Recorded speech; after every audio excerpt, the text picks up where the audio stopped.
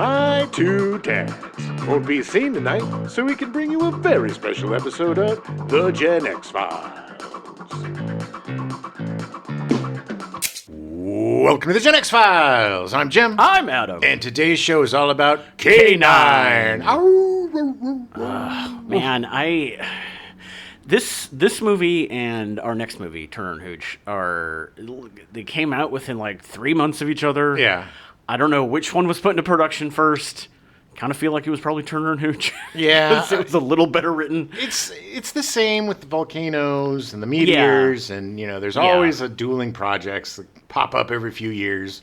This movie just feels like it's not bad. It just feels like there could have been so much more there. Well, it's kind of the opposite of Oh Heavenly Dog, where the parts without the dog are more enjoyable. Right. In Oh Heavenly Dog, yeah. And then this movie is like, when we first started watching, I'm like, oh man, this is awful. It took so long to get to the dog. And then once you get to the dog, then Jim Belushi shines because he's an improviser and he works well with the dog. They have a good chemistry. They really do. They really do. And, it's a very Jerry Lee is a cutie pie. Yeah. He's those sad puppy eyes. But I think the difference between this and Turner and Hooch is Turner and Hooch was a witness, right? He was the junkyard dog to the guy that got murdered. He wasn't a cop. No. And so they had to get to know each other. But this was he was a cop, and it was basically 48 Hours. It was basically a buddy cop movie. Yes, essentially, yes. Where the guy with the loose cannon gets saddled with the new partner, and then they begrudgingly have respect for each other. And, I will say I liked the relationship story or character arc between the two of them. Mm-hmm. And that was really all James Belushi. Yeah. Like, he did a really good job. Well, the dog. The dog. Well, the dog, of course. But the dog is the dog. It's not like he had a change of character. No, but it had to be a cute dog that could do things. Right. If you just dog sitting there licking its taint the entire time, probably wouldn't be that cute. It might have been more interesting. I don't know. Now. I just got bored with this movie, and it made me sad because, like, I really like the dog, and I like Jim Belushi. The plot was thin, man. It was a very generic cop film that they threw a dog in instead of, Mel Gibson. Really, honestly, at the end of the day, yes. We can only afford a dog, can't afford Mel Gibson. There was, I think the relationship between Mel Harris and Jim Belushi was interesting. She was really good. Yeah. She was interesting, yeah. And she was more interesting than the typical 80s femme fatale, that's just usually there to be. Yeah. She was there to be rescued too. Yeah. But she also headbutted the bad guy. Yeah, she did. She had spunk. That whole scene was fantastic. Where she's just like, yeah, whatever. And then bang, right in his face. I think the main problem... Look, I like Jim Belushi. Yeah. I think I've told the story before, but when I was in high school, when I was like 15 or 16, I saw this flyer for an improv class given by Jim Belushi. It was like a one-day, 8-hour thing, nice. Like $20 or $40 or something. And I was just beginning to get into improv. I was always into Jonathan Winters, who's the king of improv, and that kind of goosed me. And so I went to the seminar, and he was amazing. Look, he kind of shaped my improv philosophy because he was a lot more character and scene based rather than improv games and, or heralds or this or that. Yeah. He was very adamant about improv in acting and improv as a tool in your toolbox as an actor. For an actor, yeah. Teaches you how to listen, teaches you how to get the character. Right, okay. Absolutely right about this stuff. He was extremely serious about it to the point where he's like, if you're here for a concert, get out. But I'm glad he did that because a lot of people thought it was just like, we're going to go watch him perform. We're going to go have fun. Yeah. He didn't. Yeah. And I was lucky enough to be one of the ones that got up on stage with him and went to a scene. And he was just so effing present. And the eye contact and the ideas. And it was extremely impressive. And I don't think people understand or give him due because he came up with his brother at Second City, I think, right? Mm-hmm. And so he's a better improvisational actor than his brother ever was. Oh, yeah, yeah. But I think living under the shadow of John, who... Yeah. John Belushi was one of my heroes. And John Belushi's death was the first celebrity death that floored me. Right. Like, completely gutted me. It was just, I was like 9 or 10. I was really young, but Yeah. it was just devastating. And so I always had a soft spot for Jim, having to go through that. But they tried so hard to make Jim Belushi a star. Yeah. Yeah. And it's just that Jim, he's a working class actor. That's the only way I can say it. He's like a blue collar actor. Yeah. And he plays blue collar well. He's just got that Chicago in him, and that's just kind of who he is. Yeah. And he's always going to be, and it serves him right. And the principal, and in a lot of his movies. Mr. Destiny is a great movie with him and Michael Caine. Yeah. He's got some really cool movies. Yeah. Curly Sue is a super cute movie. Yeah. But I think he always had the shadow of his brother over him. Right. And I don't think Hollywood desperately wanted him to be John Belushi, and he didn't want to be that. Right. And could never, ever really shake that. Yeah. In my opinion. Yeah. No, I see that. I mean, he just didn't quite have the same charisma. Yeah, charisma, I guess, like that magnetism Yeah. that it's like, giving him a lead in a movie he has to do so much more work. Yeah. And it's not that he's bad necessarily. Yeah. It's just he's just not quite there. He's not as watchable as his brother or as watchable as certain comedic actors because he's not 100% comedy and 100% drama. He's in the middle. Right. Yeah, he's in this weird gray area. He's funny. He's got good timing. Yeah. And, well, this is why he works so well on sitcoms. Right. And having a ensemble cast around him. He's always been best and served the project best as a supporting character, whether it's Heat or not Heat, I'm sorry, Thief. Yeah. Or, I don't know what else. Red Heat. Well, that's like, but he's been in a lot of supporting smaller parts. That he comes in, he's solid. He's always has a solid performance, but I think he's a character actor, right? And some character actors like Steve Buscemi or other guys can rise above that and become leading men, because there's a charisma or a certain thing about them. And this sounds really shitty, but I think it's not knocking him. No, that's the thing. He just doesn't have that thing, and he works so hard. Yeah, and you can see him working hard. Well, and he's had an amazing career. It's not like he's had a bad career. Not at all. And in the 80s, 90s. I think this was at a period when it was still him trying to figure out kind of where he fit into Hollywood and what he could and couldn't do. Right. And because it shows with him and the dog, man. Like, he lights up so much more. Like, when he's by himself doing his manic stuff, it's kind of like, whoa, buddy, like, calm down. Yeah. But once he's with someone and playing off of them, he's great. Yeah, definitely. And it's just, he's a schlub. I mean, let's be honest, he's a schlub. I don't buy him as a tough guy. I don't buy him as a cop. No. He's just a schlubby dude. That's why the sitcom he did, which I don't think I ever really watched. According to Jim? Yeah. Yeah, it was fine. I mean, it's serviceable. Sure. It ran for like 15,000 years. So Another one of those fat guy, hot girl, hot wife Courtney sitcoms, Thorne right? Smith. Yeah, exactly.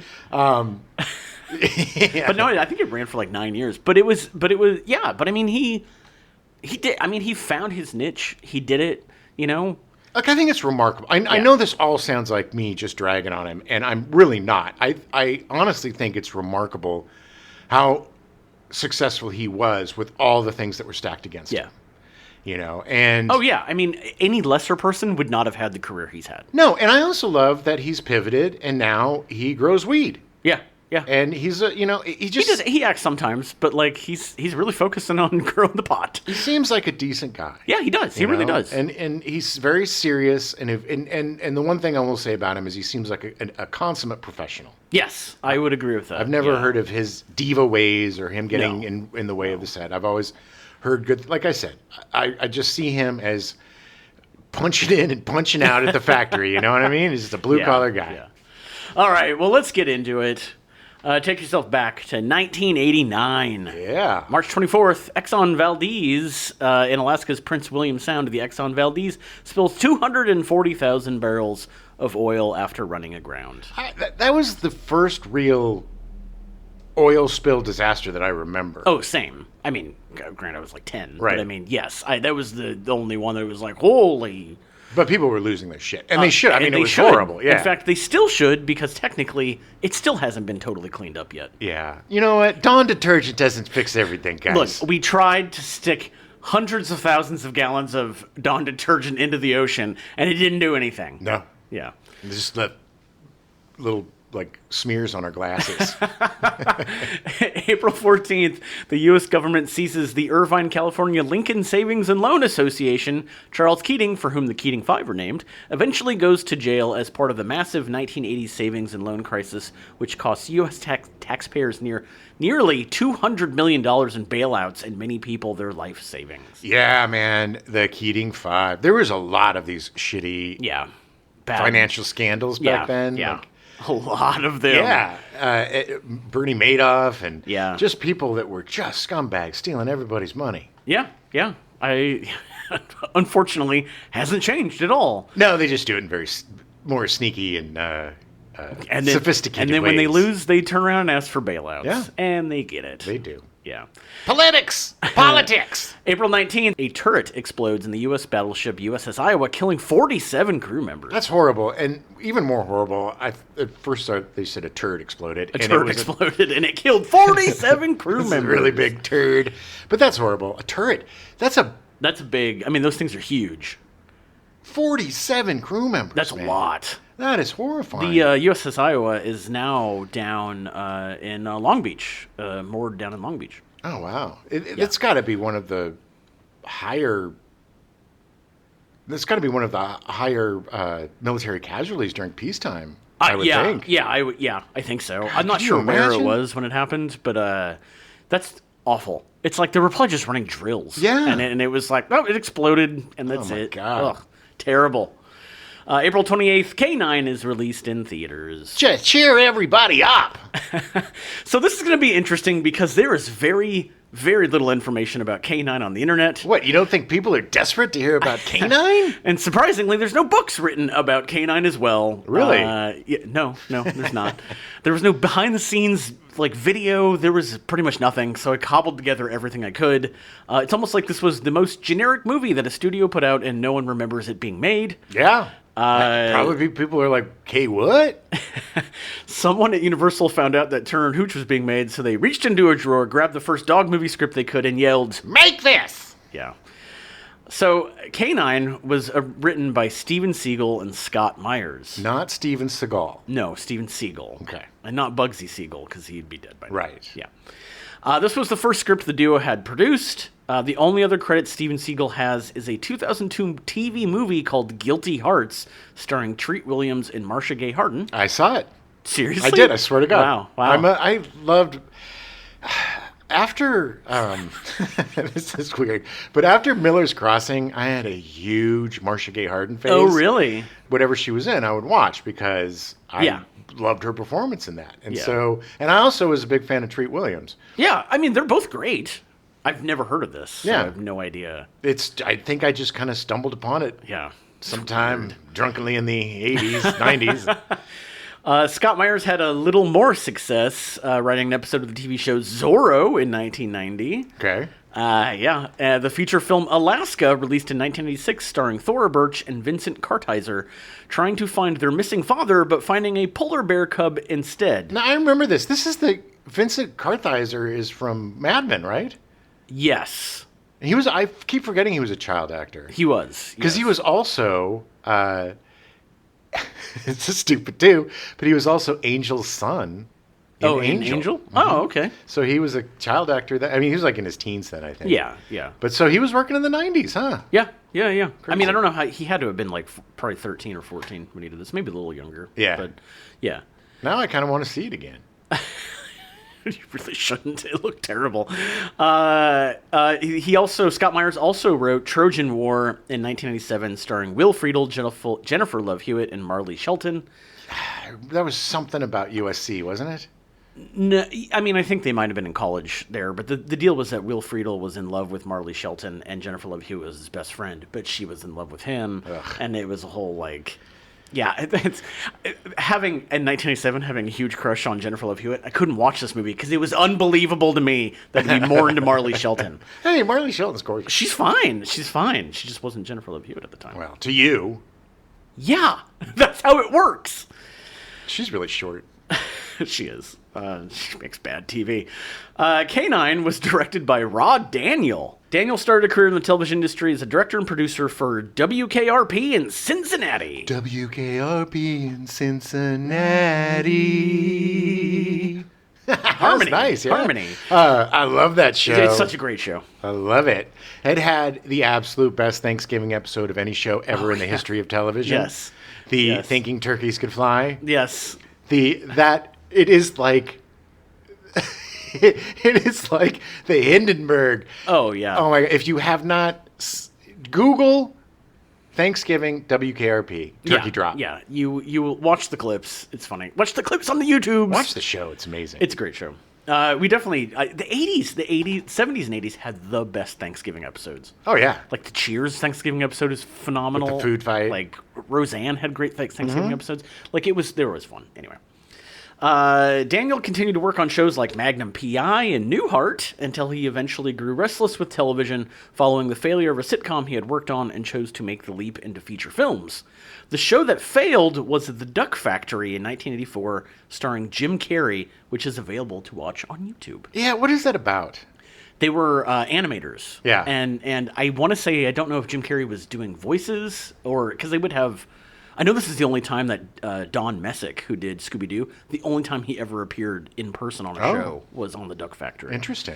It looks, I mean, Jim Carrey's so young in this. Oh, yeah. But it ran like 13 episodes and then got canceled. Yeah, you want to see a cool young Jim Carrey of just a few years after that. Watch Deadpool. Oh, yeah, yeah.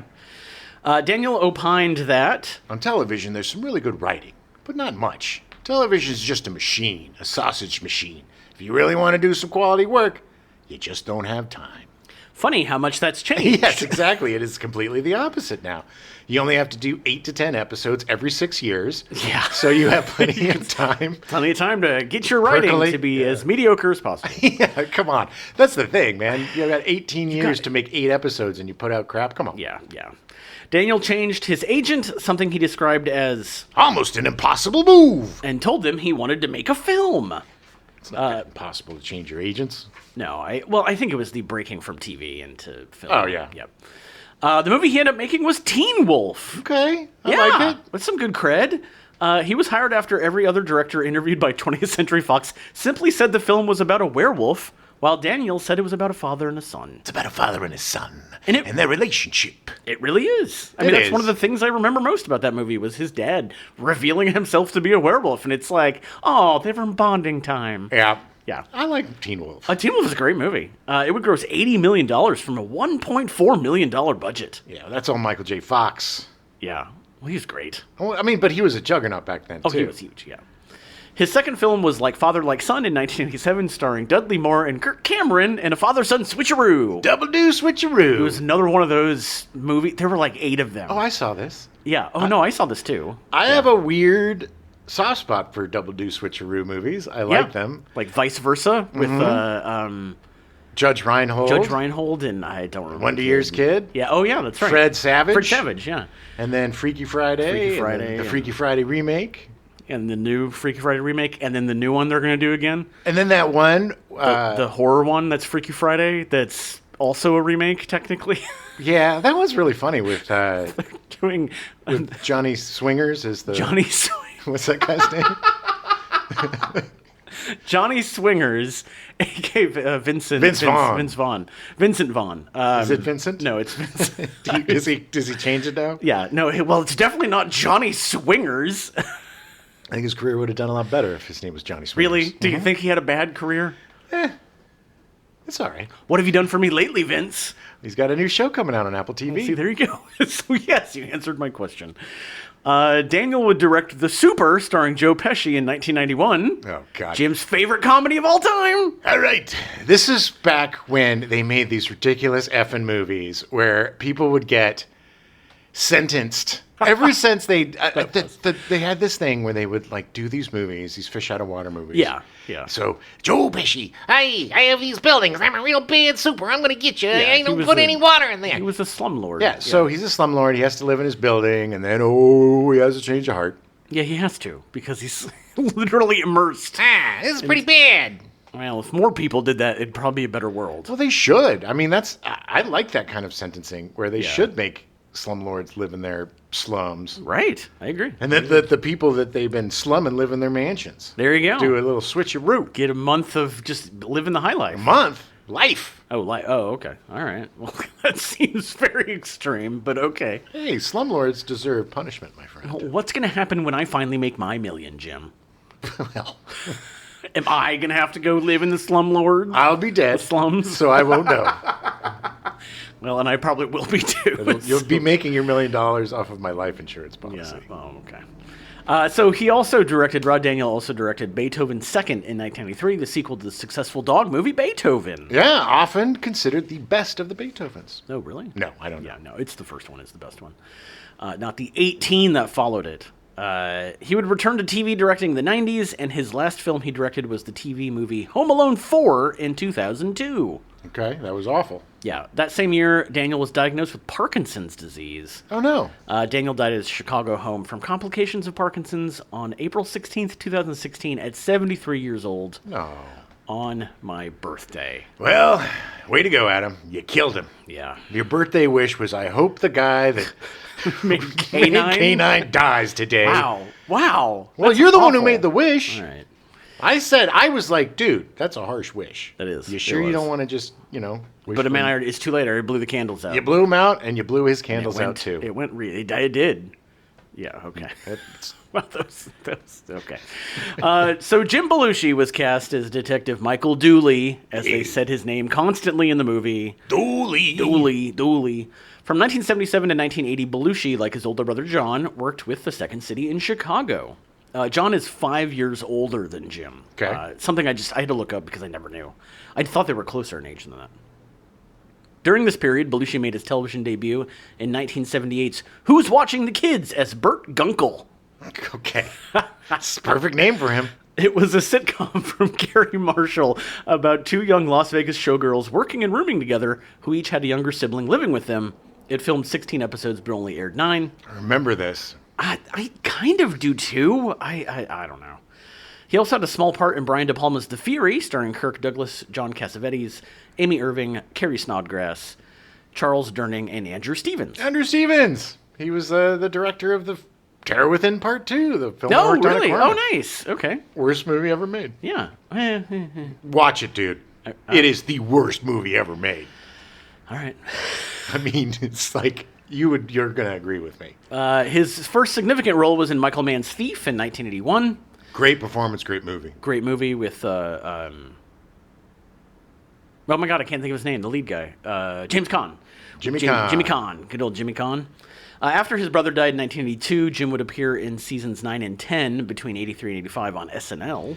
Yeah, again, mistake. Yeah. It's just it just made us all sad. And it's not his fault. It just sucks, man. Again. I understand, maybe, I don't know. And he was good. He was solid. One of my favorite filmed bits, the one that I remember so vividly, is one with him where he's at a bar and nobody's paying attention to him. None of the girls are. And he goes into the bathroom and he sees some guy shove something in his pants to make him his bulge bigger. Yes, to accentuate his bulge. So Belushi's like, all right. So he just starts shoving stuff in there, shoving it in there, shoving it in there. And then he walks out with this 10-foot big old bulge coming out of his pants. Hilarious. And all the women are like, oh my God. And all the dudes are like, oh my. I got to watch it again because at the time I thought it was the funniest thing in the world. I was 11. I'm sure you can find the clips on the YouTube somewhere. I have to see it again because that sounds really funny. It was hilarious. And the way he played it was hilarious. It's, again, the guy's solid. He just had the sword of Damocles over him. Yeah, he just had this curse. Yeah. I mean, I understand why he agreed to do it because he's young and he wants a career. And God knows SNL's a good move. Of course. You want to follow in your brother's footsteps. You want to honor your brother. That's you're not going to get out of his shadow by joining the place where he was the best. Yeah, exactly. And you're never going to be him there. Right. Right. Unfortunately. I mean, no matter how good you are. No, it doesn't matter. You're always going to have that shadow. Yeah. Belushi would continue to make appearances in various film and TV shows. He appeared in the film Trading Places as a drunk man in a gorilla suit during a New Year's Eve party. Very funny. So random. He made a guest appearance in Shelley Duvall's Fairy Tale Theater's third season episode Pinocchio, starring Paul Rubens as the titular puppet. Yeah. Belushi rose to greater prominence with the supporting roles in The Man with One Red Shoe, About Last Night, Salvador, and Little Shop of Horrors, which opened up opportunities for lead roles. He was excellent in Salvador. That's a Oliver Stone movie, I believe. I think He either wrote it. It was definitely written by him. Yeah. I don't remember if he directed it. But it was James Woods, before James Woods became insane. And it was all about, I think, photographers in El Salvador. Covering that sounds covering the revolution. Photojournalist, Yeah, and he was a really, this is the thing, man. In the beginning of his career, Belushi was a really solid, dramatic supporting actor. A really dramatic, a good character supporting actor. Mm-hmm. You know, he would show up on these things, do solid work, and I think, you know, look. I'm not going to begrudge him wanting a different kind of career or wanting whatever he wants, but I think if he would have stayed in that, he probably... I don't know. Look, I'm not going to say he didn't have a good career, because he did. No, he did have a good career. He had a great career. This is just me, you know, being a dick. But it's just, sometimes your career takes a turn, and you roll with it. Yeah. Well, it's just, you know, I honestly think that he was probably more talented than John, if you really put it up. I mean, honestly, in terms of versatility. Probably, yeah. Look, John was a genius. And, you know, John had, if you watch The Great Outdoor, no, what was it called? It was one of his last movies, and he played a journalist who goes out to find this woman who's been living in the woods forever. Yes. Like the wilderness or something. Yeah. And it was more of a dramatic kind of romantic role for him. And it was really good. Not a great movie. Didn't do really great at the box office. But it showed what he was becoming. Right. What his change from the wacky Bluto spitting, you know, mashed potatoes out of his mouth, right, into a really solid actor. And I think we were really robbed of an amazing second act for him. Agreed. And I think we put too much pressure on Jim to give us that second act that we never got from John. Yeah, I would say. I would agree. I mean, you know, he's definitely, John is overshadowing Jim so much. We've talked almost as much about John as we have about Jim. Well, that's my fault, because he was one of my, I know. one of my biggest. But it's true. I mean, you can't think of Jim Belushi and not think of his brother. I mean, that's just how it is. Look, I started being a fan of Jim because of John. Right. You know, and I was a fan of Jim throughout most of his career. I didn't watch his sitcom. I didn't, you know, but I really enjoyed Mr. Destiny. I liked his movies. He made solid, entertaining films. Sure. Not the best movies, not the worst movies. No. You know, but I mean, that pretty much sums up K-9. Yeah, or Curly Sue, or yeah. Mr. Wonderful, or Saturday Night Wonderful or something. Yeah, Mr. Saturday Night. No. That's no, that was Billy Crystal. His first lead role was in 1987 in The Principal, also starring Louis Gossett Jr. and Ray Don Chong. The movie opened on September 15th. It would make almost $20 million in the box office. There was this string of movies about teachers. White saviorism? No. These were more like teachers kicking ass, going in and beating up like bad students, and it was very violent. The Ronald Reagan version of white saviorism? Exactly. Yes. There were these movies. There was one with Tom Berenger, one with him. These principal movies these movies where there were these bad gangs that were in the school that were taking over the school. Yeah. And then he and Gossett Jr. had to take them out or whatever. So it was like this weird... The climax is literally him fighting a student. Yeah. I mean, it's like... Okay. It was bizarre, these movies. It was super weird. Yeah. But he got really good critical notices. Like, people were like, oh, okay. Like, he was solid in it. I'm just saying it was this weird time where these, like, schools were these war zones, battle zones. And, you know, it was just weird. Just 10 days later, Real Men, Belushi's second leading role, was released. Co-starred John Ritter and was a box office flop. So it's a fish out of water. John Ritter's like a regular guy working with Belushi, who's a CIA guy, and it was pretty... No, all right. I do remember seeing it. It just sounds like a super generic 80s plot line. It was. Basically, they had this wheel that they would spin. Yeah. Today we're making a dog movie. CIA man. Educator. And the bad guys are arms dealers. Yay. Writing a script. Yeah, I mean, that essentially, yes. In 1988, Belushi would play second banana to none other than Arnie Schwarzenegger in Red Heat, written and directed by Walter Hill, who directed The Warriors and 48 Hours. Oh, I'm Russian. Can't you tell by my Russian accent? I keep forgetting that Walter Hill wrote and directed Red Heat. Yeah. Like, it's not a great movie. No. Walter Hill's better than that. He is, but it was also the time, this was the beginning of Glasnost. So we were having a lot of these Russian kind of the fish out of water movies. Right. You know, you had the Moscow on the Hudson, which was the comedy with Robin Williams, and you had Red Heat, and we had Yakov Smirnoff. Yeah, and La Femme Nikita and all this stuff. I mean, that came later, but yeah, there was a lot. It wasn't that much later. I mean, that was like 90. The original movie was like 90 or 91. I think. Okay. Yeah. Yeah, but it was, yes, I agree. There were, again, also like, you know, these spate of like dog movies. Suddenly they were like, hey, we gotta do all this Glasnost stuff. Yeah. And like, Russia's big in the news right now. Let's make some movies. Yeah. The movie did open at number 1 at the box office, but only grossed around $35 million, well below most of Arnie's movies at that time. It's one of his more disappointing films. Yeah. In addition to K-9, Belushi appeared in 3 other movies in 1989. He had a lead role opposite Whoopi Goldberg in Homer and Eddie, directed by Andrew Konchalovsky, who would direct most of Tango and Cash. Listen to our Tango and Cash episode for more on that. Tango and Cash. And we have mentioned Homer and Eddie a number of times. We're going to have to do it. With, I believe, I don't know who plays Homer and who plays Eddie. Eddie, I believe, is Belushi. From what I remember, isn't...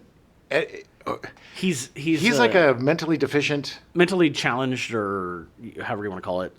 She's like a hit woman or something? She's like a thief. Yeah. But they like end up on the road together, and I've never actually seen this movie.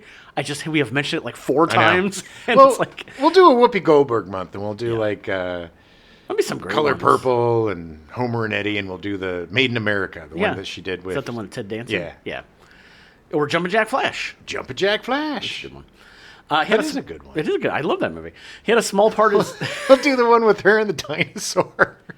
T-Rex? Dinosaur? Yeah, isn't like there's one with her and like a little dinosaur? Like a little T-Rex? That sounds familiar. It was like towards the end of Baby, the Legend of the Dinosaur or something? And it's not Tammy and the T-Rex either. But it's... the T-Rex. But there was... Did she play Tammy? Theodore Rex. Theodore Rex. Yes. All right, well, we're going to have to do... With all these Whoopi movies, we're going to have to do like 3 months worth. I just have to... No-nonsense police detective Katie Coltrane, Whoopi Goldberg, lives in a futuristic world where dinosaurs coexist with and communicate with humans, thanks to the wonders of science. However, Katie isn't too thrilled when she is teamed up with a goofy dinosaur partner named Theodore Rex. This is literally what Last Action Hero was making fun of. Yes. I just hear the dinosaur. Cop movie. All right. And who's it going to star? Whoopi Goldberg. All right, write it up. Here we go. He also had a small part as the Reverend in Wedding Band, starring William Catt and Joyce Heiser. William Catt, you know William Catt, obviously the Great American Hero, American Hero. I partied with him Joyce once. Heiser, who was in Just One of the Guys. Yes. Don't know this movie at all. No. He had a very small part in it. I'm sure it was not good. William Catt was cool. Met him at a Corman party. Nice. But it was like a house party. It wasn't even like a big party or anything. It was weird that he was there. Yeah. I don't know. There might have been something involved. And he did an uncredited cameo as Man on Bus in Who's Harry Crumb, starring John Candy. It's a funny movie. I like Who's Harry Crumb. Now, granted, I haven't seen it in a long time. That's not the one where he wakes up and he's in the soap opera. No. That one, I don't remember that one. Delirious? Maybe? Is that Delirious? Yes, because this one, he's a private investigator. Right. Like he's named Harry Crumb? Harry Crumb. But who is he? I don't know. I don't know, because he was the movie and find out. He was such a great master of disguise, apparently. Belushi would continue to appear in movies and guest spots on TV shows, but started a lucrative voiceover career as well, appearing in dozens of animated shows. I didn't know that. He was on a ton of Saturday morning cartoons. A ton. He would also start a blues band called the Sacred Hearts, singing lead. Also, Blues Brothers 2000, he again jumped into the shoes of his brother. And it's like, come on, man. You were not. They were trying to pull the nostalgia factor, and it was a misfire. Poor John Goodman got roped into that crapsicle. In 2001, he was cast in the sitcom According to Jim, in which he appeared in 182 episodes over 8 seasons. Good for him. He also directed 30 episodes and was an executive producer on the show. Nice. It's not... whenever I'm, like, traveling, like, my parents have... It's like, oh, it's the free channels on the stuff, and, like, it'll pop on, and I'll just leave it going for a bit. It's so innocuous. Yeah. It's not offensive in any way. It's fine. There's some funny in it. But it's like, it's just this kind of generic sitcom. What is he? What is his job in that? Do you know? Is he like a bus driver? No, I think he worked construction. I could be totally wrong. I don't remember. I've tangentially watched these shows. I don't get those all mixed up. The King of Queens, Jim Belushi show. King of Queens, he was a delivery. He was driver. a UPS guy. UPS guy. Yeah. And there was another one where he was a bus driver. Oh, that was the Honeymooners. Well, yeah, that was often confused, according to Jim, and the Honeymooners. Yeah, very similar. Belushi can most recently be seen in his reality show Growing Belushi about his cannabis farm in Southern Oregon. Nice. Yeah, which it ran 3 seasons. I don't think they're doing any more of it, as far as I know. So he's just growing pot and still doing voiceover stuff. Like, I'm sure he probably has a studio set up in his farm. He's got to be getting pretty old now. He's got to be close to 70 or in his 70s. He's got to be in his 60s, yeah. At least late 60s, yeah. Yeah. But, I mean, hey, he's around. He's doing his thing. Pot keeps you young. It does. Mel Harris was cast as Tracy, Dooley's girlfriend. Fiance? It was weird because, like, he showed up at her house. Their house. But her house that they lived together in. That was never really... It was so weird. The whole thing was weird. Well, it was established that they lived together because he was like, get out if you don't like it. Get out of here. No. I understand that. But that wasn't until, like, an hour into the movie. Yeah. Well after, like, 3 more scenes that they had together. Well, introducing her coming in on a quote-unquote date. Yeah, it wasn't... It was a friend or whatever. You know, I mean, whatever. It was... Because he was late. He was late. And I think what they were trying to do... not as successfully as they could have, was portray her as an independent woman having her own life, which was great. That wasn't something that was... she's not going to wait around for him. Right. Like, she's going to go have fun. And go she even says, if I had to live life on your schedule, I wouldn't do anything. So, right, exactly, exactly. Smart woman. In 1985, shortly before her 1986 acting debut, Harris appeared as a regular contestant on the Dick Clark-hosted syndicated game show The $100,000 Pyramid, credited as Mel Kennerly, her third husband's surname. Good Lord. Third husband. By the time she was like 20, 25 maybe. Relax there, Mel. Woo, Mel, take a pill. Keep it in your pants. She returned to the game show in 1991 as a celebrity on the John Davidson hosted show with a clip of her win in 1985 shown in a flashback. Nice. I love those kind of stories where it's like, yeah, I was on a game show because I'm just a person and then suddenly I'm famous. And it's like, now I'm on the game show again. That's what I'm hoping. Harris made her television debut in 1986 with a small role as the character's girlfriend in an episode of Alfred Hitchcock Presents. After appearing on a few other TV shows over the next year, she would be cast in 30-something in 1987, appearing in 85 episodes over the 4 seasons of the show. That show was a juggernaut. It was huge. Oh, my God. That show was the biggest thing when it came out. And I remember watching it in college and thinking, oh, my God, they're so old. Oh, you think they were old. I was like 10. I was like, oh, my God, I'm never going to be in my 30s. God, now I'm thinking, Jesus, I thought I was only 30-something. Be a baby. She would actually direct an episode of 30-something in the final season. She was great. I mean, they were all... It was a very... it was... I don't know. I'm curious to see it now because it's very much of its time. Yeah. But it had some really good cast members. Timothy Busfield and... that's the only one I could probably remember. Mel Harris. Mel Harris. She was great, too. Her feature film debut was in 1986 with Wanted, Dead or Alive, starring Rutger Hauer. Rutger Hauer! Yeah, obviously just a bad B-action movie. I love him. He's great. She would continue to appear in features, but her bread and butter was in TV movies, appearing in 17 TV movies since 1992. She's an odd duck. that one. Yeah. I mean, she's had an interesting career. I mean, she's still working. She's a very interesting person. She most recently can be seen in King of Knives, a movie about a New York family imploding over a 3-day weekend. Great. I'm glad she's still working. Yeah, that was a few years ago, so it's not like she doesn't get as much work as she used to. All right. That way. But she's still working. Well. No, it was just that after about 2014, like her credits have tapered off. Yeah, you know. Yeah. Look, the Hollywood machine is no crueler to anyone than older women. Oh, yeah. It is disgusting. It's even now. It's still disgusting. It's still, it got a little better, but it's still awful. But yeah, it's just they're just not as cavalier about the fact that they're not casting older women in anything. I think they're starting to get a little better about casting age appropriate people with people instead of not the 30-year difference. Yes, not the Sean Connery and Catherine Zeta-Jones 40-year. Kevin Teig was cast as Ken Lyman. Teig started as an extra on The Graduate in 1967 before being contracted by Paramount and Universal, and then being cast in the TV show Emergency.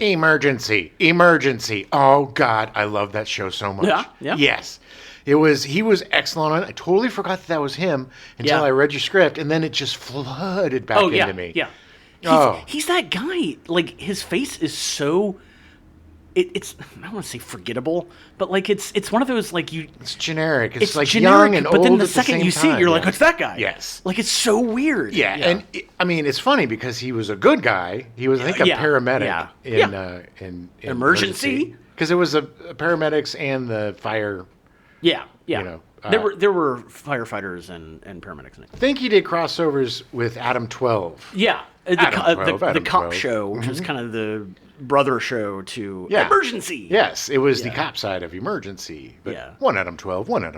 Yeah, he was definitely on the show. I thought that he actually started the character like it was a backdoor pilot or something, but I don't think it was. I think it was two different characters. Yeah. I think he was... oh, no, he played the same character. Really? It was Ray DeSoto. Yeah. Oh, okay. No, he played the Emergency guy. I'm confused. Yeah. He appeared in 130 episodes of Emergency from 1972 to 1979. In 1989, he appeared as the bar owner who hires Dalton to clean up his bar in Roadhouse. Pain don't hurt. It's also the one thing I remembered him from. It was like, he was great. He's so good at playing like skeezy dudes. Like he's just, he played Locke's crooked father, Anthony Cooper, in the TV show Lost, appearing in 6 episodes. Oh, he was so good in that. So good. He most recently can be seen in Law & Order SUV, making a guest appearance. It's just so funny that he started out as the clean-cut all-American dude and ended up just playing a lot of really great villains. He's so good in this movie. He is so fun to watch as a bad guy. Is he still alive? Yeah, he's still working. He can most recently be seen in Law & Order SVU, making a guest appearance. Okay, thank you. I think you need to go back to Jim Belushi and take some more lessons about listening, Jim. What? Yep. Ed O'Neill was cast as K-9 Sergeant Brannigan. Hey, big. We're going to have 6, big. Ugh. No, he would always say no. I don't want to have 6, big. She would always want to have sex. Hey, big. Yeah. I was used to it. O'Neill started as a football player, being drafted from Youngstown State University by the Pittsburgh Steelers in 1969 before being cut during training camp. Of course he did. Of course he was an athlete. He would then, of course, turn to acting, re-enrolling at Youngstown State University, becoming one of the first students in their new theater program. Okay. So, hey. Okay. In 1979, O'Neill played opposite Danny Aiello in the Broadway play Knockout about boxers. It was in the play Knockout that William Friedkin would see O'Neill perform and cast him as a police detective in the Al Pacino starring film Cruising. Yeah, Cruising almost destroyed Pacino's career. Yeah. Good movie, though. Yeah. But you don't play gay. Yeah. In 1986, he was cast as NYPD detective Jimmy Popeye Doyle for the planned television series Popeye Doyle. The character had originally appeared in the motion picture The French Connection, played by Gene Hackman. The 2-hour made-for-television movie pilot was filmed and shown on network television. O'Neill received good reviews for his performance, but the pilot received positive ratings, but the series was not picked up for production. Yeah, it was good, and it's funny. Poor Ed, blessing and the curse, but Married with Children just sucked him into a stereotype, and everybody was like, he's just the dumb guy, Yeah. He's just the guy, his own juice. But he's such a great actor, and you look at the stuff before that and after that, and it's like, Well, I mean, he's a good actor. He convinced everyone that he was stupid. Yeah. I mean, Keanu Reeves made a living off of that. Yeah. In 1987, he was cast as Al Bundy in the new Fox Network sitcom Married with Children. Married with Children led off the first night of Fox's primetime lineup on April 5th, 1987, concluding after 11 seasons on June 9th, 1997. Oh, my God. Cannot believe that show ran that long. The amount of articles about the end of television in society because of Married with Children was hilarious. It was just so wildly hated. But so wildly popular. It was hugely popular. It was one of those things where the critics just did not get it. They didn't jibe with the culture. He would appear in 259 episodes of the show.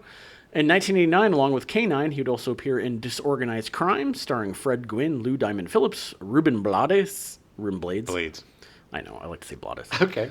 William Russ, Corbin Burnson, Daniel Roebuck, and Hoyt Exton. Yeah, I saw it. It was funny. I feel like I saw this, but it was just a bunch of bumbling dudes. It's another one of those I can just hear the executive, studio executives' wheels spinning. Like, what do we do? What do we do? Yeah. His movie career never really took off, most likely due to being stereotyped as a TV actor due to Married with Children's success. Although he would find another sitcom hit with Modern Family in 2009, appearing as Jay Pritchett in 250 episodes of the show. So good. He's so phenomenal in that show. Amazing in that show. And the evolution of his character from the beginning of the show to the end of the show is one of the greatest depictions of a father coming to grips with his son being gay. Yeah, of growth. A boomer father. Growth. Yeah. Yes, thank you. And it's really done well. And it's not always comfortable and it's not always funny, but it's pretty real the way that they did it. It's pretty incredible. By a certain point, it's like he's not making those comments anymore, and he's not. It's just kind of like, oh yeah. And it was good. It's so good. Very good. The whole show is so amazing. Very good. He most recently can be seen in the FX miniseries Clipped about the LA Clippers. Really, really good show. And he is so phenomenal as Don Sterling. My God. It's the story of the owner of the Cripples. Jesus Christ. Owner of the Cripples. Wow. That, nope. Take two. It's about the owner of the Clippers, Don Sterling. Yeah. Who his girlfriend, quotey, this woman, V, surreptitiously tapes him and releases these tapes of him saying very racist things about being very casually racist. Don't bring any black people. Why are you bringing black people to the games? Don't bring black people to the games. It's just like so gross. Anyway, this, and I forgot, this happens during the championship when the Clippers are in the championship for the first time in like 40 years. Oh, wow. And the way that the players have to, it's only, I think, 6 or 7 episodes. Okay. His performance is Emmy worthy. It is amazing. It is so different than anything else he's done, and mesmerizing. He's just so gross but watchable at the same time. Right. And it's a really like what Doc Rivers, who was the coach at the time, what he had to go through, what the players had to go through. It's fascinating. I highly recommend it. Okay, I will give it a watch. James Handy was cast as Lieutenant Roger Byers. Yeah, old Jimmy Handy. Old Jim Handy. Handy's a character actor with a very solid resume. Yeah, the moment you see him, you'll be like, oh, that guy. He made his feature film debut in Taps in 1981. His other features include Brighton Beach Memoirs, Arachnophobia, The Rocketeer, Jumanji, Unbreakable, and Logan. As the doctor that fixes Logan after his first fight with X-23. Nice. Handy was also successful on TV, appearing in 6 episodes of Melrose Place, 7 episodes of NYPD Blue, 7 episodes of Profiler, 8 episodes of Alias. He most recently can be seen in Top Gun Maverick as Jimmy, an old bartender at Penny's Bar. Nice. Yeah, it's good. He's another guy that's looked like he was 40 since he was 20. Yes. He also apparently can be outwitted by a dog, as proven in K-9. Yeah. He was mad. He was very mad. Sherman Howard was cast as Dylan. An early role for Howard was as Bub, the zombie in George A. Romero's Day of the Dead in 1985. Nice. In 1989, along with K-9, Howard was also in Casualties of War, starring Michael J. Fox and Sean Penn. Guys, I have a problem with this, Sarge. Just do what you're told. We're going to take this gal with us. I don't think so, Sarge. He was also in Lethal Weapon 2 as Hitman number 3. Yeah. Yeah. That checks. Howard had a more successful career in television. He appeared in 3 episodes of Max Headroom, that weird show. Max Headroom. He started out as a Pepsi spokesperson. Yeah. And he was so popular. It was weird. The show was weird. I love that actor. Yeah, it's remember his name. He was so good in Eureka. Yeah. Yeah, he's playing an Australian. He's got that long face. He's tall with a long face. He's a very talented guy, but the Max Headroom thing was a phenomena. Yeah, it was just one of those weird. It was fads. it was a very much of its time, and as soon then as it went away. Yeah, as soon as they made the show, it killed it. Yeah. He was also in 5 episodes of Dallas, and he appeared in Baywatch, Freddy's Nightmares, LA Law, and Miami Vice. Nice. I remember him in Miami Vice. In 1989, he replaced Scott James Wells as Lex Luthor on the syndicated television show Superboy. He would play him in 17 episodes over 3 seasons. Weird. Do you remember Superboy at all? I do. I thought it was on Fox, and then it was like, no, it was syndicated. But apparently, people on the internet loved this show. Really? Oh my God! I was like people fanboying out about it. But yeah, I've never actually seen it. I'm sure I probably watched some of it when I was young. Yeah. When did it come out? It started in 1988. Oh. It went from like 88 to 91, I think. Yeah, I don't know. Something like that. Maybe. In 1986, he did voiceover on 3 episodes of Superman: The New Adventures and started a prolific voice acting career. He would do voices in All Dogs Go to Heaven, the series. Jumanji, Men in Black, the series. Extreme Ghostbusters, The New Adventures of Zorro. Mad Jack the Pirate, The Secret Files of the Spy Dogs. Batman Beyond, Timon and Pumbaa, the series. Invader Zim, and The Mummy. Which was also a series. These were all animated series, which just another example of how they made an animated series out of everything. Everything. Literally everything.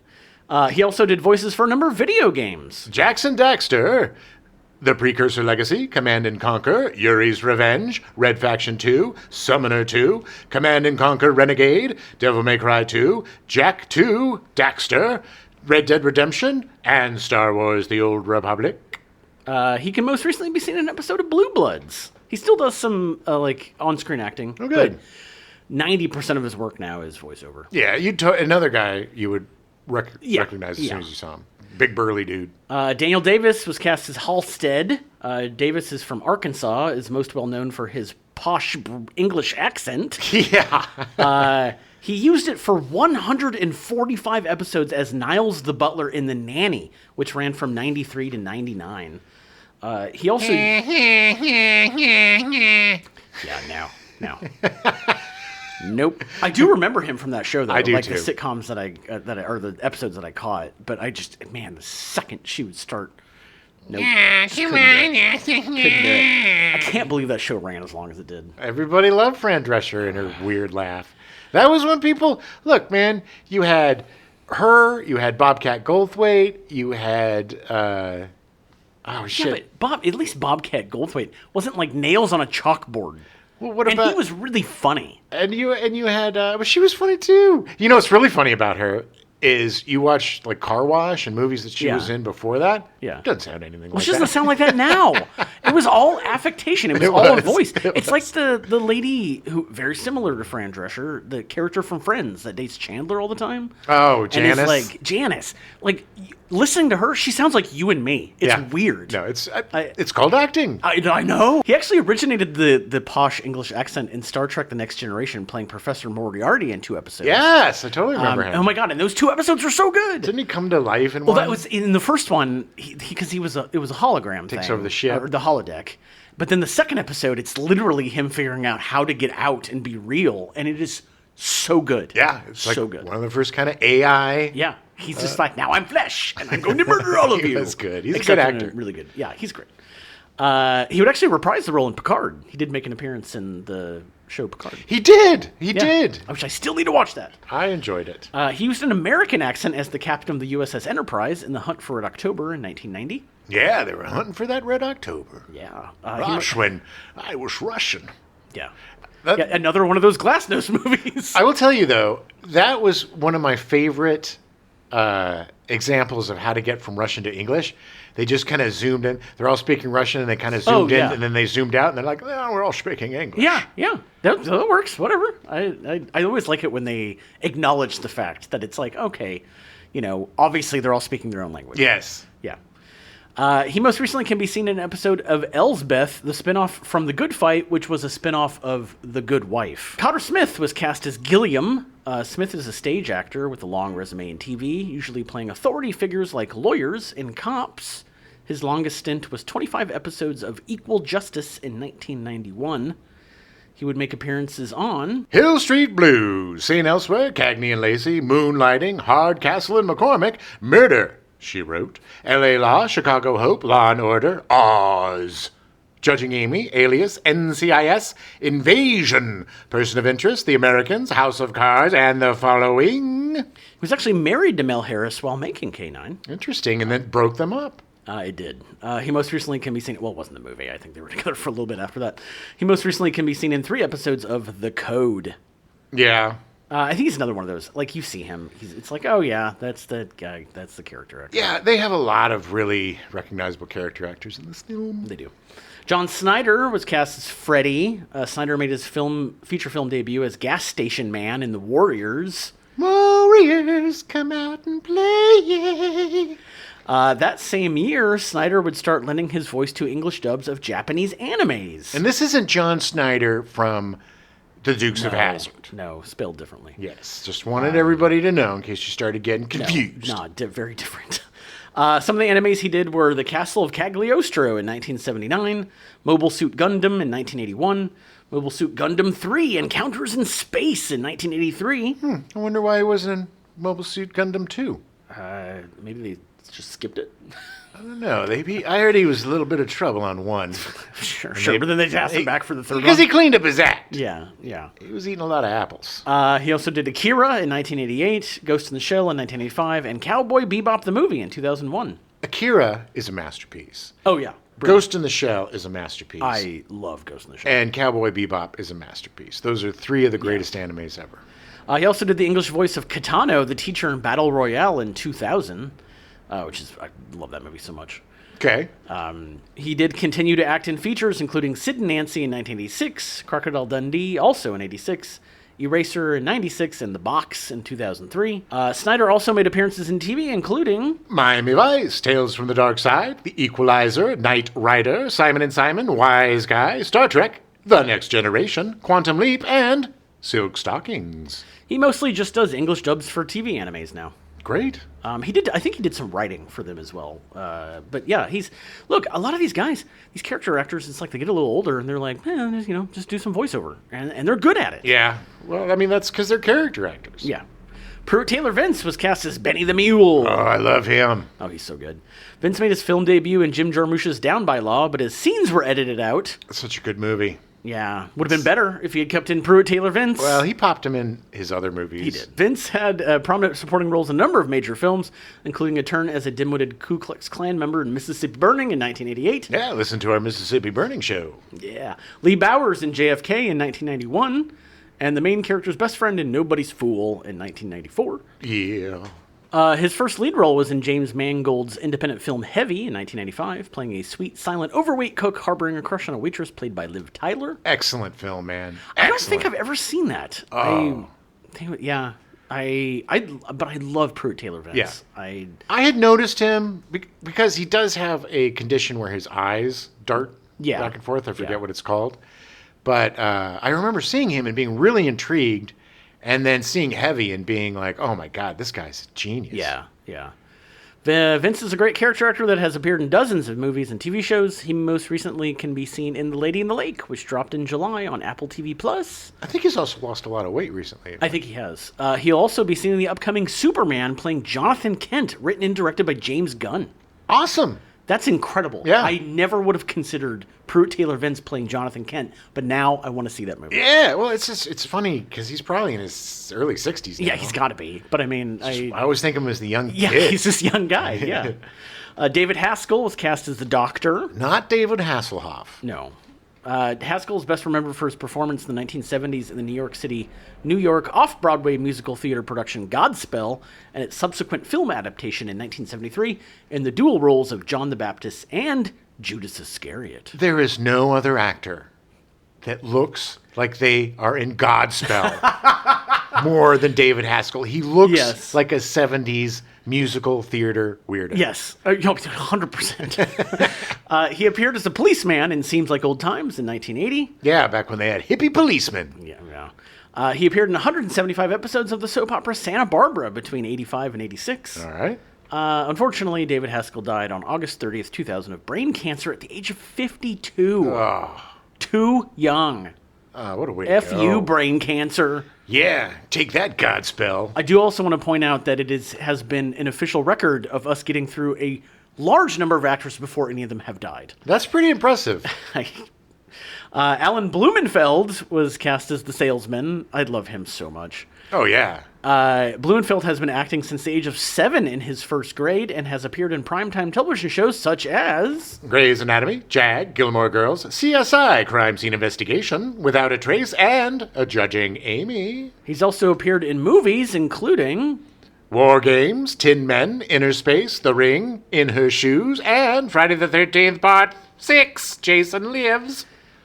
He was also the voice of Glottis and Boyd Cooper on the cult video games Grim Fandango and Psychonauts. Psychonauts is such a uniquely interesting video game. Yeah. You go through the damaged mind of somebody. It's like you're fighting insecurities and mental illness. It's just amazing. I loved Grim Fandango. It is such a weird, like, noir. With a skeleton guy as the lead. Like, it's so good. It's a Lucasfilm, I think. Yeah, it was. It was. Yeah.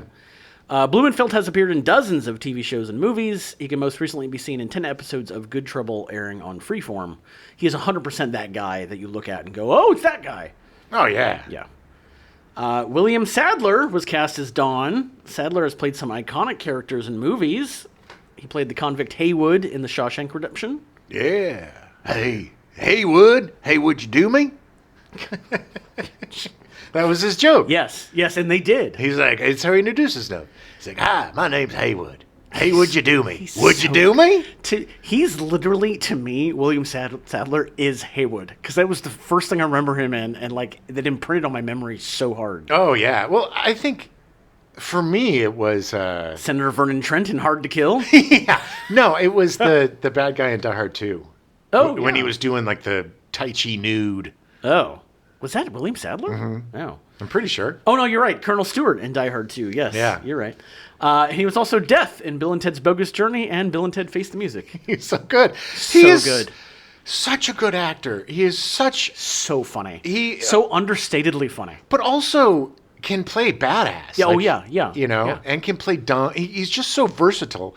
He shows up in a lot of Stephen King adaptations. Oh, he does. Yeah. He was in The Mist, and he was so good in The Mist.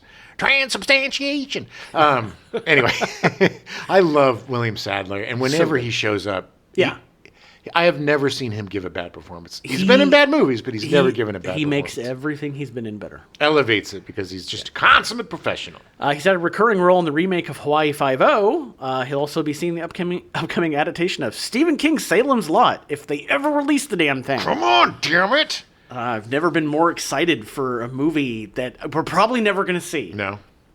Thank you, Zaslav. F you, Zaslav! Ugh, I hate him. Anyway, Marjorie Bransfield was cast as the receptionist. Yeah, she was. She appeared in 6 films with Belushi, and this is the only reason I included her, because she literally was in one scene, had one line. Nice. She appeared in 6 films with Belushi along with K-9, including About Last Night in 1986, Red Heat in 88, Homer and Eddie in 89, Taking Care of Business in 1990. That was a pretty good movie. That was actually a good movie. Yeah, that was good. And Abraxas, Guardian of the Universe in 1991. The movie starred Jesse Ventura and Sven Ole Thorsen, along with the first leading role for Bransfield. I love Sven von Ole. We always talk about him. He's Arnold's friend. Yeah, he's in mostly all of Arnold's movies. He played the Iceman in Running Man or something. No, he played a guard in Running Man. He was a guard in Running Man. The one who was just big with Arnie. It was kind of like, eh.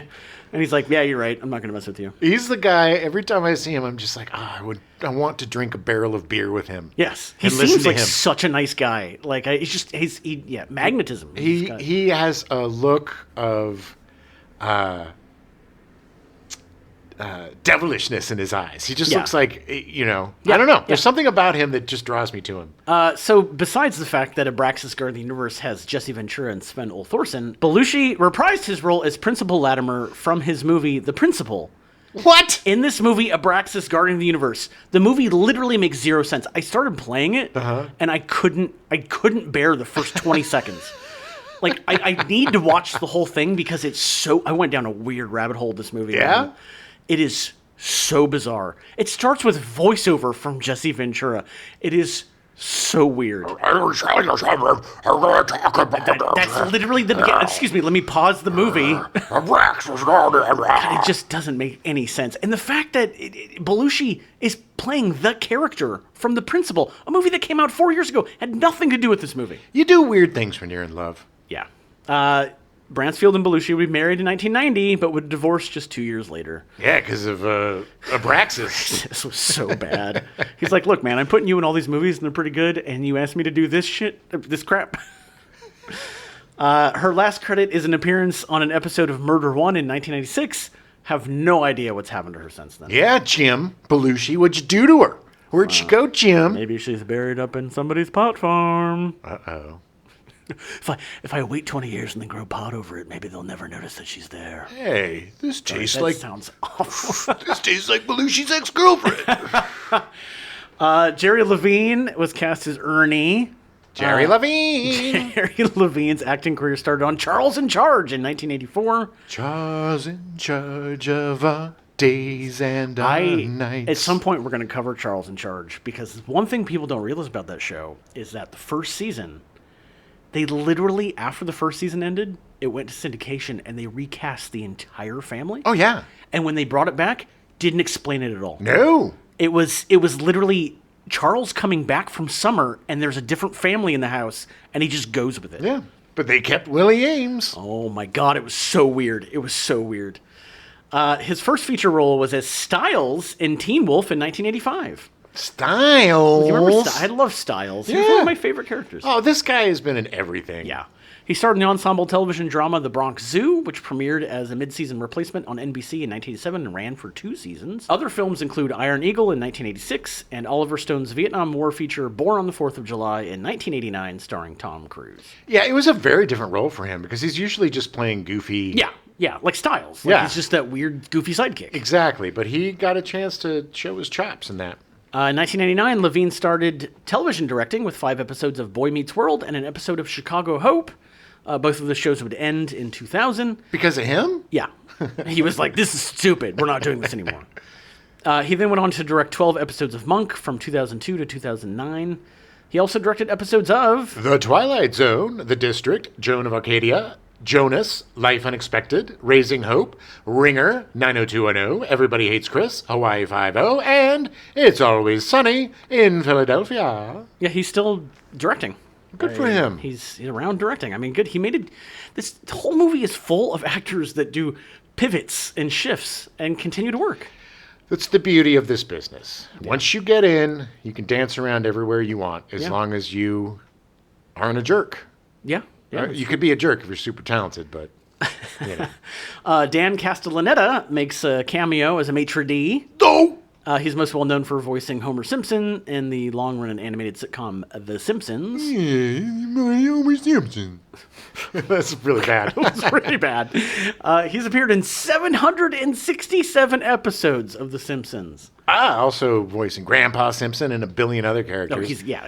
He is so good. It's funny. I don't know if a lot of people remember. They probably do because they're not dumb. But The Simpsons started on the Tracy Ullman show, and he was one of the contract players on that, like Saturday Night Live.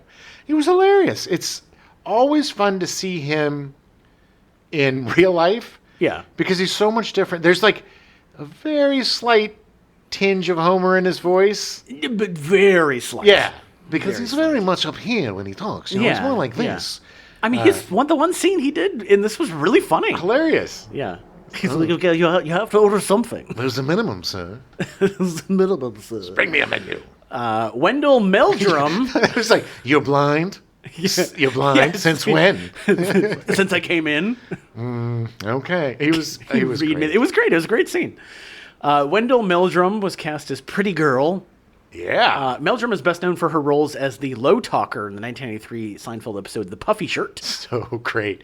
She wasn't low talking in this one. She's the one that was talking about mounting the dog, right? Yes. Okay. I'm pretty sure, yes. She was the dog expert. Technically the daughter of the owner of the hotel, right. Del Coronado, with her dog, explaining to the James Belushi about how to make a dog do what you want. And then confusing him by saying you have to mount the dog. It was weird. Which I'm still really not sure what that means. Well, it's to show superiority. You just get on top of it. You don't actually enter. You don't enter the dog. Don't penetrate the dog. You just mount it. She also appeared as Miss White / Mrs. Heimer on The Wonder Years. Oh, okay. Yeah. All right. So she, Meldrum appeared in a ton of Canadian TV. Her last role was on Working the Angles in 2014 before retiring from acting. Sadly, she died after a short illness on January 27th, 2021 at the age of 66. Ah, dude, that is awful. That sucks. I didn't know the low talker passed. Yeah, that sucks. That was such a funny episode, too, with the puffy shirt, and then he doesn't such a wear great it. episode, yeah. And then she's not a low talker. He's just wearing the... Oh, that's so sad. John Castellanos was cast as the Rolls-Royce Man. Castellanos is best known for the contract role of attorney John Silva on the CBS soap opera The Young and the Restless. Yes. He joined the cast in May 1989 and has appeared on an estimated 1,300 episodes. Good Lord. It's a lot. God, I mean, when does that just become routine? Like, it must. Yeah. Part of me is like, that would be so amazing. It's only if you really like the people you work with. Because if you didn't, oh no. I would hope he would like the people he worked with. But soap opera work is tough, man. Because not as much now, but back in the day, sometimes you'd have to do live. Sometimes you would have rewrites up until the last second. If something happened, you would have to go live. Yeah. It was crazy, the pressure. It was such having to memorize so fast. Oh yeah, it was that.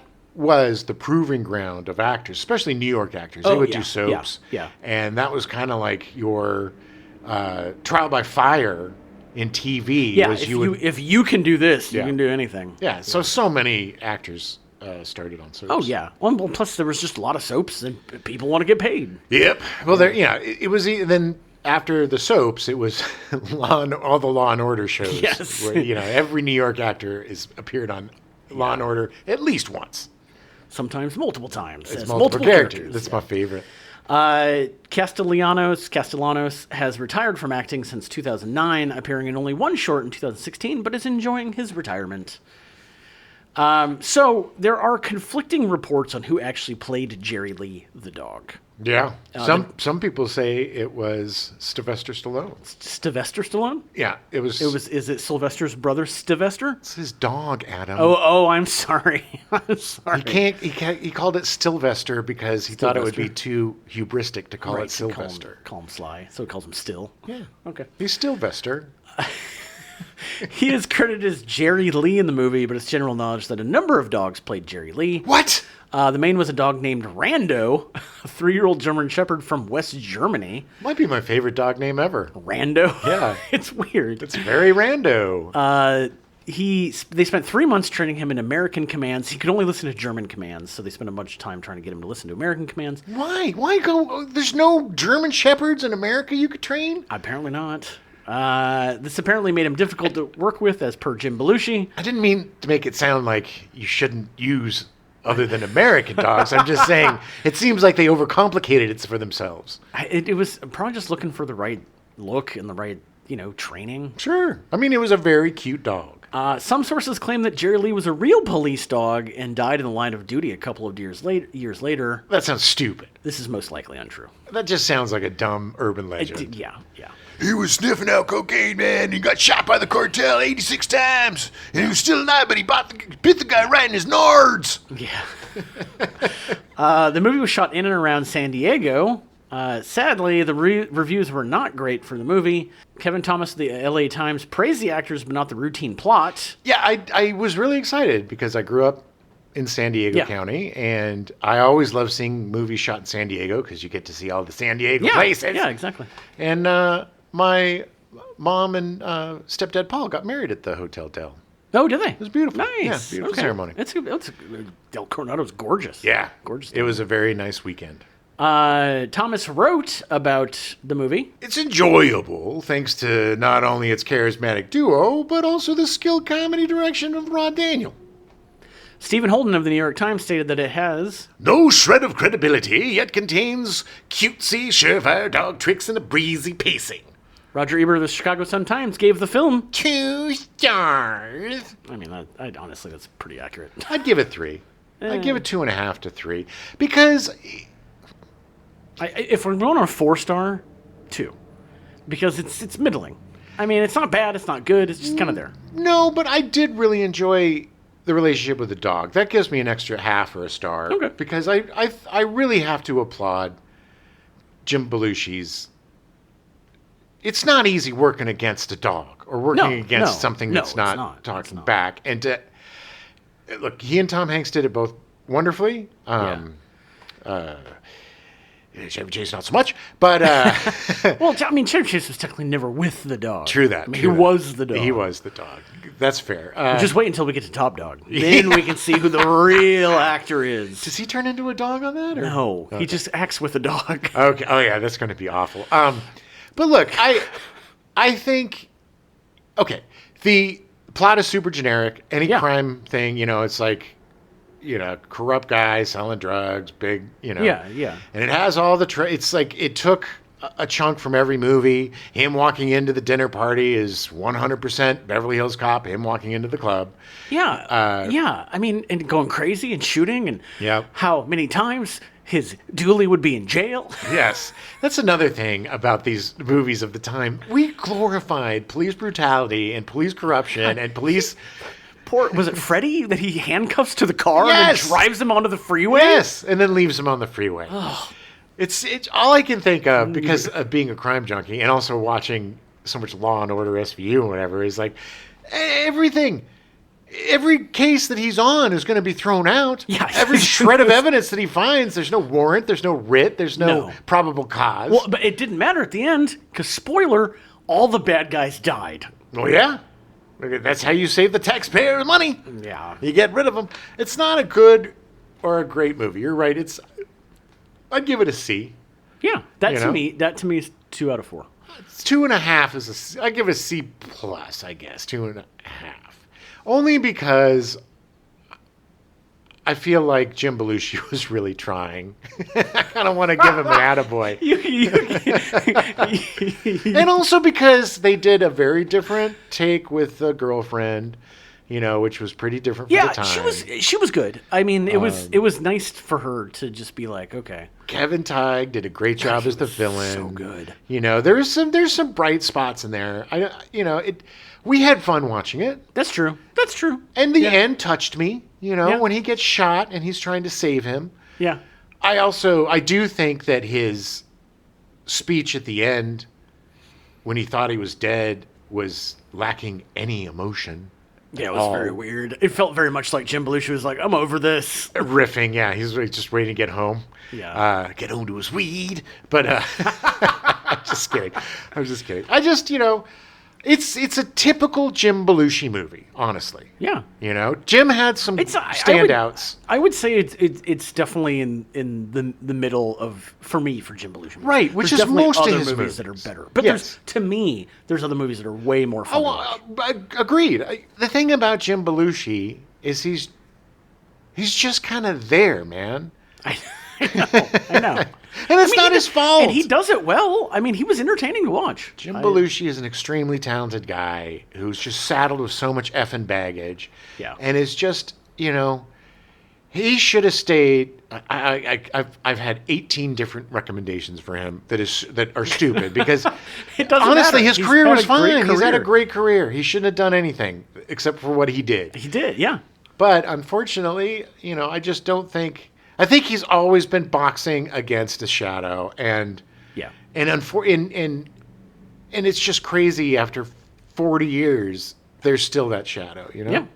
So despite the middling reviews from the critics and from us, the movie would go on to make $78.2 million at the box office. People love dogs. Yeah. This led to a TV movie that they were hoping to turn into a series called K-9000, released on Fox in July of 1991. Yeah, it was weird. It was a robot dog, right? It was directed by Kim Manners of X-Files fame and written by Michael Part and Stephen E. D'Souza, Ooh. who wrote Die Hard. It starred Chris Mulkey, Catherine Oxenberg, Dennis Haysbert, and Judson Scott. It features a German Shepherd with a computer implanted into its brain. Chris Mulkey is given a microchip that allows him to talk with the dog. It did not get great ratings, and the TV series was never brought to order. There were so many weird shows that came out around that time, like Manimal, just these bizarre concepts. Yeah, a lot concept of weird shows. concept shows. Yeah. Yeah. Like, what was This was, yeah. I'm sure it was probably Kim Manners came in and was like, K-9's great. What if it's a robot dog? Well, it's technically not even a robot dog. It's just an he's- enhanced dog. Yeah. A direct-to-video sequel called K-911 was released in 1999. Jim Belushi reprised his role of Detective Michael Dooley. Nice. It was written by Gary Scott Thompson, whose name might sound familiar because he wrote The Fast and the Furious and its sequel, Too Fast, Too Furious. Ugh. Yeah, it's a good pedigree there. Well, look, the first Fast and the Furious movie is a pretty good movie. It's not as ridiculous. I put on the same level as K-9, to be honest. Agreed, but at least it's a movie about an undercover cop, and this is my favorite thing about it. It's about an undercover cop trying to break up a bogus DVD. Yeah. It was important back then, Jim. Pirating was bad. Pirating is bad. I think this whole movie was made because people didn't want people pirating. Well, you wouldn't steal a car. Yeah, exactly. Yeah. Apparently, it did well enough to warrant another direct-to-video sequel called K-9PI in 2002, with Jim Belushi reprising his role of Detective Michael Dooley again. I love how it's also the same dog who's now 20 years old. Yeah, it's not. Yeah. It was also written by Gary Scott Thompson. It was supposedly the last movie is him going into retirement. Okay. I think the dog. I don't think Dooley. I think the dog.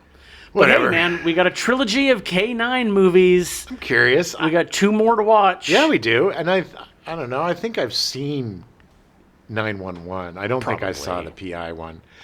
But like I said, I've always had a soft spot for Belushi. Yeah.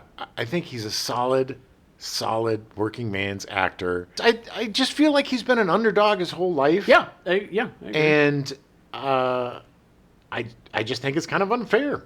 I know. But he's had a great career, and that's the thing. Okay, that's what I wanted to say. He's doing great. What I wanted to say is, despite being an underdog his entire career and being in the shadow of his brother, he has carved out his own chunk and his own, own persona. Yeah. And he's done very well with all of the baggage he's had to deal with. And I think that's incredible. And I will give him props for that. And I will also say that he, in my opinion, is one of the greatest improvisational actors there is. There is a large contingent of people that would tune in every week to watch According to Jim. Yeah. I mean, the thing was a juggernaut. It was huge ratings. I mean, he's funny. He does his thing. It's good. He's also the guy punching in and out next to you at the factory that you go have a beer with after work. Yeah. Yeah. You go to his house for barbecues on the weekends with him and his hot wife, exactly. Courtney Thorne-Smith. but he's just that guy. He's just a blue-collar guy. He's just a Chicago blue-collar guy who became an actor, Yeah. Well, that's all I got. I think we should wrap it up. I mean, it's not going to blow your socks off, but it's a fun movie. If you like dogs, and if you like 80s cop shows, cop movies, it's definitely worth a look. It's a fun afternoon, have a beer, zone out, and watch Jim Belushi and a dog be really cute together. The scenes, the Kevin Teige, the James Belushi and the dog, like, you'll pay attention to those scenes. The other stuff just kind of gloss over. Yeah. It's fine. It'll zoom in and out before you know it. And Mel Harris. Mel Harris. She was really good too. Yeah. Her scenes were good. But definitely. Yeah. But anyway, give it a watch. It's if you haven't seen it in a long time, it might be worth seeing it again. Yes. Look. Yeah. Oh, Heavenly Dog, K-9, whatever. We're coming up to a good one next week, folks. Yeah, we are. and I think actually K-9 and Turner Hooch would be a good double feature. I agree. I would say watch K-9 first. Yeah, and then wait 3 months and then watch Turner Hooch. exactly. But yeah, it's Adam's right. It's definitely worth a look, and it's a fun again.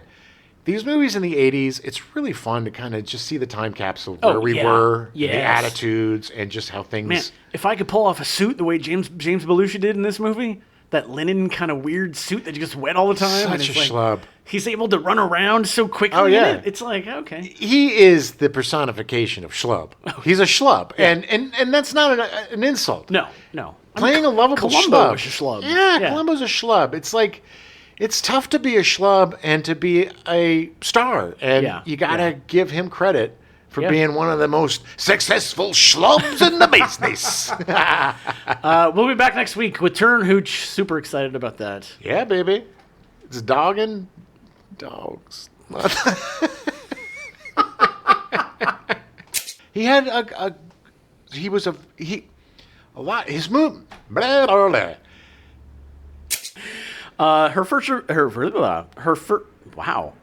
Jim Belushi reprised his role as Princess Latimer from the movie The Principal in this movie. Princess Latimer? Principal Latimer. Principal Latimer, is that not what I said? You said Princess Latimer. Okay.